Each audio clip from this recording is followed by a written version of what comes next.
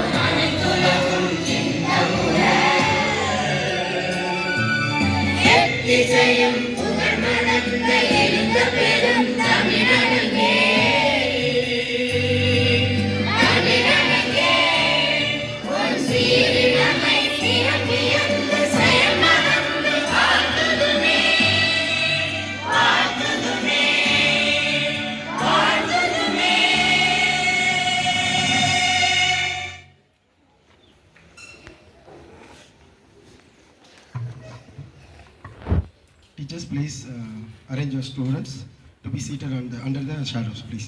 Do you know what day is today? Kamarajar birthday. Okay. In other words, how this day is called? Educational. Okay. What do you mean by educational development day? Kalvi Valachi Day. Okay. What is the purpose of celebrating this day, especially? What is the purpose to celebrate this day? So let me tell you. So this day is celebrated to commemorate the birthday of K. Kamarajar birth anniversary. And also, he was the former Chief Minister of Tamil Nadu. Do you know that? Do you know that he was the former Chief Minister of Tamil Nadu? Okay. This day is dedicated to promote the importance of education, and also the contributions that he had made, the Kamarajar made to the education. So this is why this day is celebrated. And also, this day has been celebrated since 2006. That was the year, in the very first time, July 15, the government of Tamil Nadu has announced this day as Educational Development Day. So, to celebrate the Educational Development Day and also to commemorate the birthday of K. Kamarajar, the former Chief Minister of Tamil Nadu, I welcome our correspondent and principal and teachers and all my dear students once again. Now, I request our correspondent Mr. Segar sir and principal sir to honor the photograph of Mr. K. Kamarajar on his birth anniversary.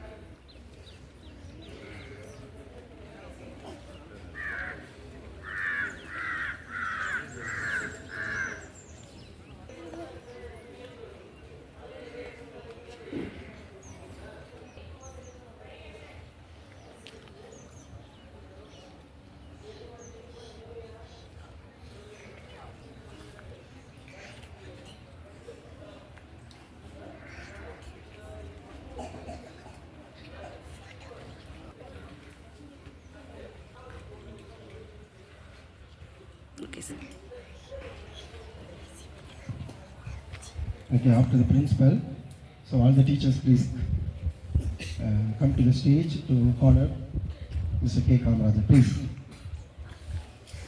Don't wait for others. Please, you come forward.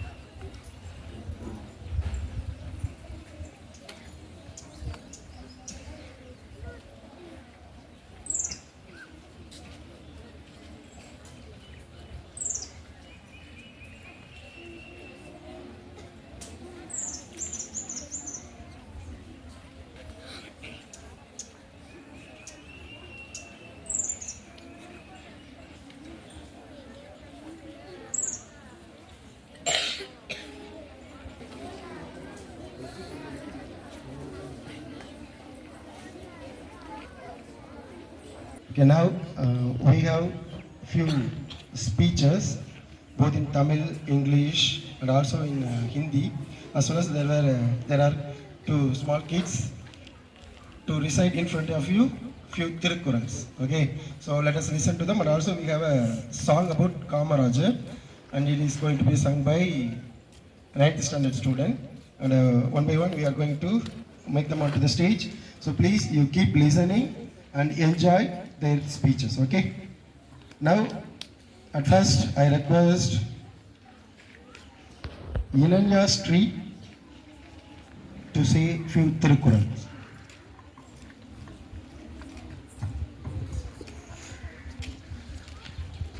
அனைவருக்கும் இனிய காலை வணக்கம். திருக்குறள் ஆசிரியர் திருவள்ளுவர். கல்வி அதிகாரம் கற்க கசடற கற்பவாய் கற்ற பின் நிற்காதற்கு தாக. கண்ணுடையார் என்பவர் கற்றோ முகத்திரண்டு புண்ணுடையோ கல்லாதவர் தொட்டனை தோறும் மணற்கேணி மாந்தர்க்கு கட்டணை தோறும் அறிவு.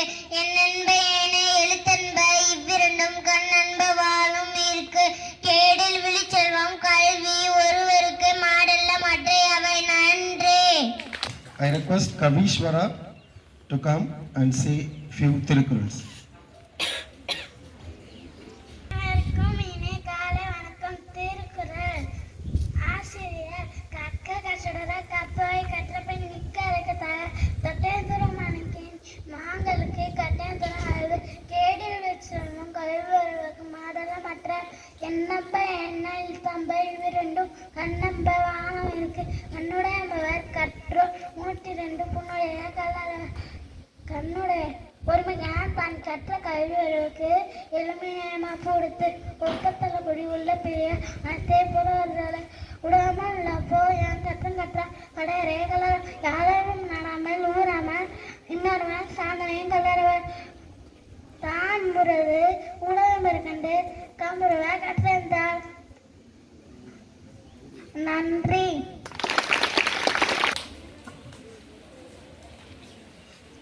Now I request Samiksha Meenachi to say a few words about Kamarajar, and she's dressed up with like Kamarajar also. So please, you come.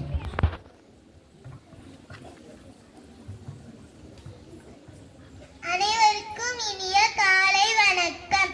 என் பெயர் சமிக்ஷா மீனாட்சி.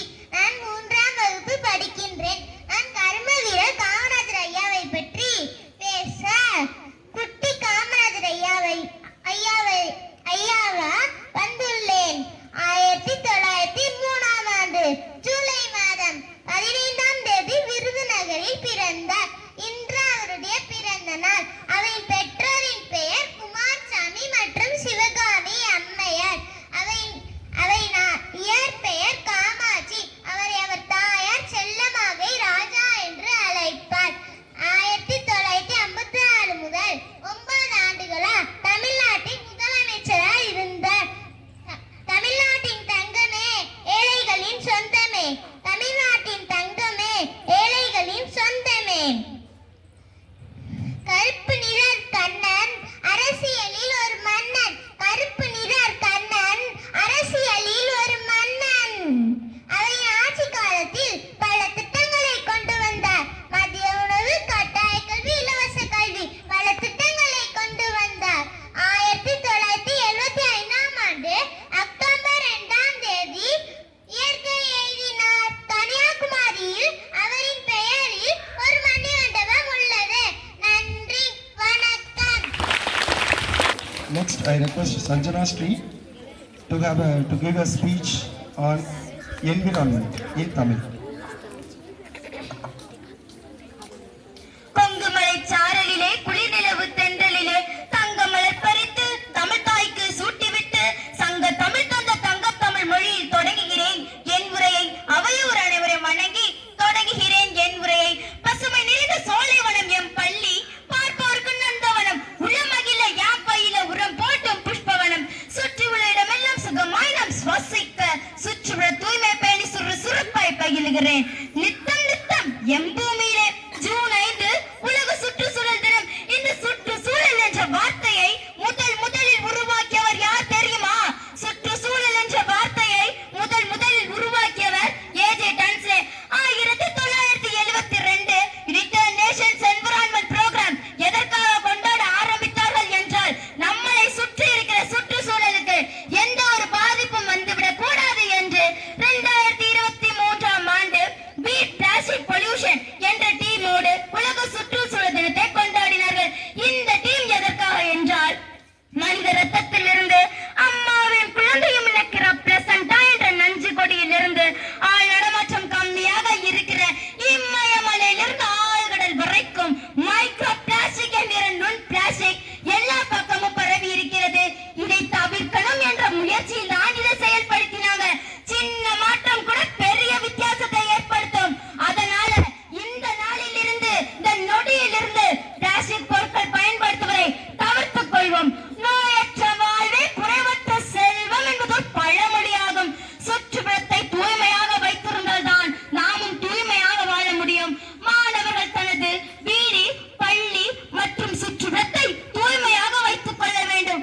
மரங்களை நட வேண்டும். மட்காத குப்பைகள் பற்றி விழிப்புணர்வு மக்களுக்கு ஏற்படுத்த வேண்டும். மனிதனின் பரிணாம வளர்ச்சிக்கு ஆணி வேராக இருந்தவை சூழலாகும். காடுகள், மலைகள், அருவிகள் போன்றவை சூழலில் அடங்குகின்றன. நெகிழியை புதைத்து மண்ணின் வளமை குறைத்தோம். காட்டை வெட்டி புவியை வெப்பமாக்கினோம். மரத்தை வெட்டி மழையை தடுத்தோம். ஓசோனில் ஒட்டையிட்டோம். ஓயவில்லை. அழிவது இயற்கை மட்டுமல்ல, நமது வாழ்க்கையும் தான். இயற்கையை விட்டு செல்வோம் அடுத்த தலைமுறைக்கு பரிசாக என்று கூறி எனது உரையை நிறைவு செய்கிறேன். உங்களிடம் விடைபெறுவது சஞ்சனா ஸ்ரீ. நன்றி, வணக்கம்.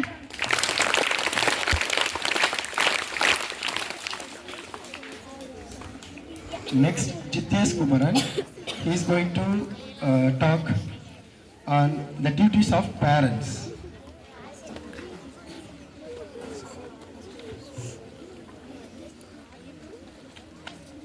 என்னை ஈன்ற தந்தைக்கும் தாய்க்கும் என் இனம் ஈன்ற தமிழ்நாட்டிற்கும் என் தாய்மொழியாம் தமிழ்மொழிக்கும் எனது முதற்கண் வணக்கத்தை தெரிவித்துக் கொண்டு எனது உரையை தொடங்குகிறேன். பெற்றோர்களின் கடமை. முதலில் பெற்றோர் என்றால் என்ன தெரியுமா?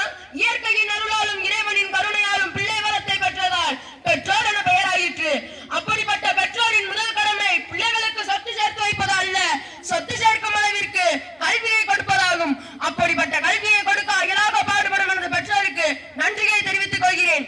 எந்த குழந்தையும் நல்ல குழந்தைதான் மண்ணில் பிறக்கையிலே, அவர் நல்லவராவதும் தீயவராவதும் மண்ணை வளர்ப்பினிலே என்று பாடினார்களே, அது உண்மைதான்.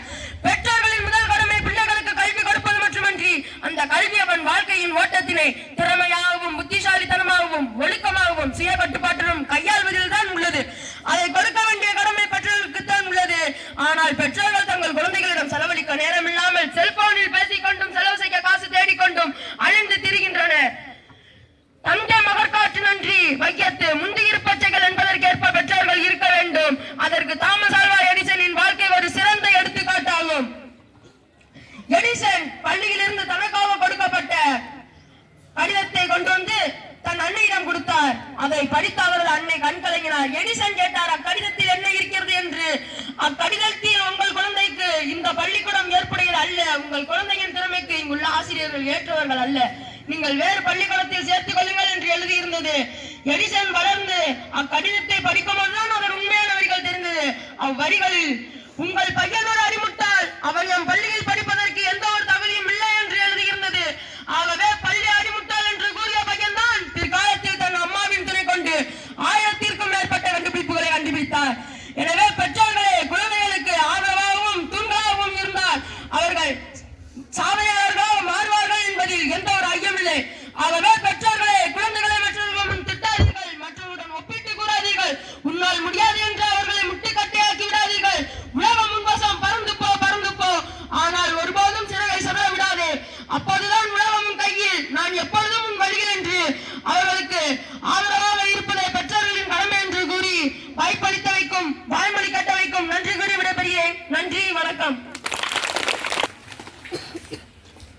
Next, Diya Street. She is going to talk on the topic of education in English. Morning to all. Today I talk about education. Education is very important for our everyone's life. It helps us learn new things. It provides us knowledge. It helps us achieve our dreams. Education is an important tool for our bright future. Educated people make an educated society. Education is a key of success in our life. Thank you. Next, Tanushree. She is going to talk on the topic of duties of students. Good morning to all. Today I am going to talk about duties of student. Students are the future hope of a country. The first and foremost duty of student to study and acquire knowledge. You should be punctual and disciplined. You should have the strong and good character. You should utilize his time effectively. A student must go to the bed early and wake up early. Besides studying, student would have the duties towards his family and the society. Students are the future hope of a country. Students should remember that they are future citizens who will lead to the nation to its destiny.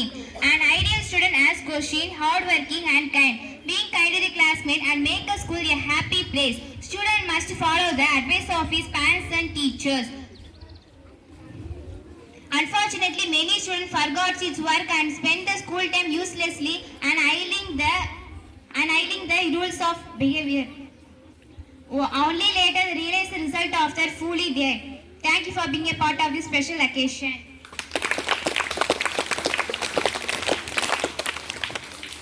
Danshika. She is going to give a speech in Hindi about Kamarajar.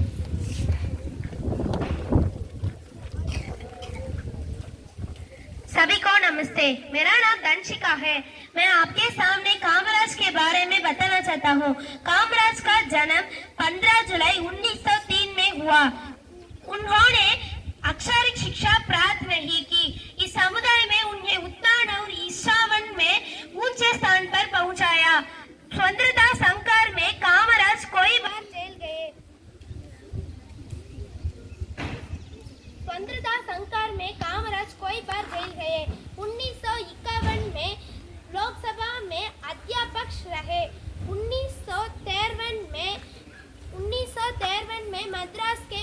प्रधानमंत्री बने। 2 अक्टूबर सन 5 में कामराज निर्धन हो गए। धन्यवाद।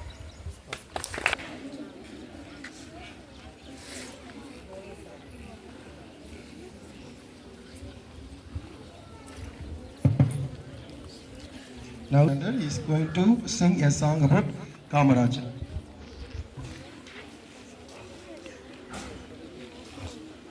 கல்வி தந்த கர்ம வீரர் காமராசர், கருப்பு காந்தியாக வாழ்ந்த காமராசர். கல்வி தந்த கர்ம வீரர் காமராசர், கருப்பு காந்தியாக வாழ்ந்த காமராசர். கழனி காட்டுல மாடு மேய்ச்ச பிள்ளைங்கள, படிப்பே தெரியாத பட்டிக்காட்டு பசங்கள. கழனி காட்டுல மாடு மேய்ச்ச பிள்ளைங்கள, படிப்பே தெரியாத பட்டிக்காட்டு பசங்கள.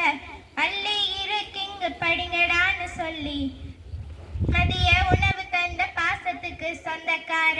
பள்ளி இருக்குங்க படிங்கடான்னு சொல்லி மதிய உணவு தந்த பாசத்துக்கு சொந்தக்கார. எளிமை ஏழ்மையை யாடையாக அணிந்தவர், ஏழை எளியோர்க்கு ஏணியாக நின்றவர். எளிமை ஏழ்மையை யாடையாக அணிந்தவர், ஏழை எளியோர்க்கு ஏணியாக நின்றவர். சொத்தை சேர்க்காத நம்ம நாட்டு நாயகர், சொத்தை சேர்க்காத நம்ம நாட்டு நாயகர். கல்வி தந்த கர்ம வீரர், கல்வி தந்த கர்ம வீரர் காமராசர், கருப்பு காந்தியாக வாழ்ந்த காமராசர்.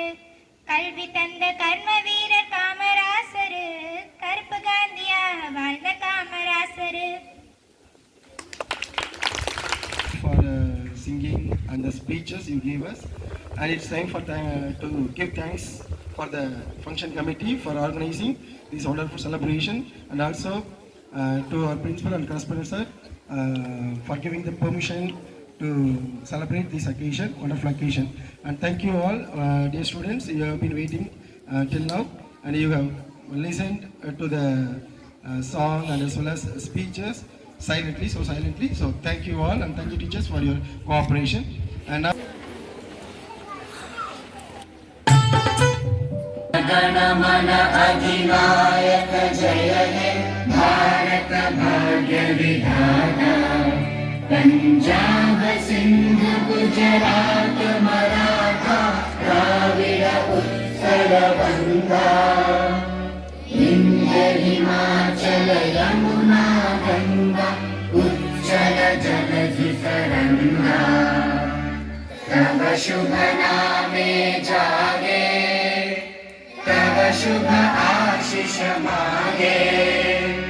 गाहे तव जय गाथा, जन गण मंगलदायक जय हे भारत भाग्य विधाता।